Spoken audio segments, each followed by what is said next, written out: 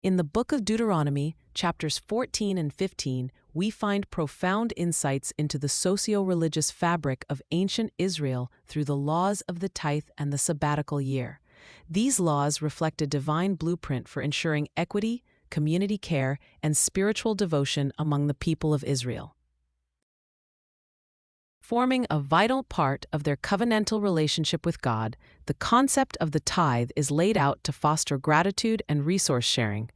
Israelites were required to set aside a tenth of their produce each year, a practice that emphasized recognizing God's providence and sovereignty.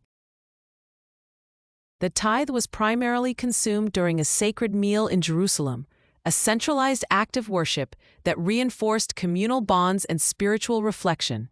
Every 3 years, a special tithe was collected and stored within local towns.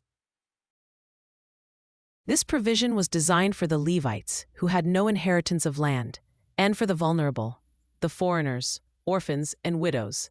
This cyclical act of redistribution demonstrated a society committed to uplifting its marginalized members, offering sustenance and inclusion. Moving to the Sabbatical year, every 7th year, debts among Israelites were to be released, presenting a radical economic reset. This act was a divine intervention against perpetual poverty, ensuring systemic barriers did not entrap individuals indefinitely. It cultivated a culture of compassion and trust in divine provision, with God promising blessings to offset any perceived economic shortfall.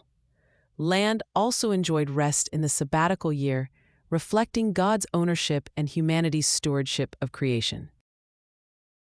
All produce during this year was deemed ownerless, symbolizing the relinquishing of control and advocating for sustainability. The laws of the tithe and the Sabbatical year work harmoniously, highlighting themes of trust, generosity, and justice.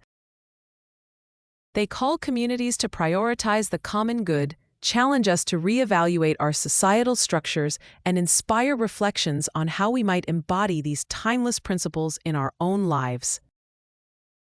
Through these divine directives, we glimpse a vision of a society where prosperity and compassion are intertwined, anchored in divine promise and human responsibility.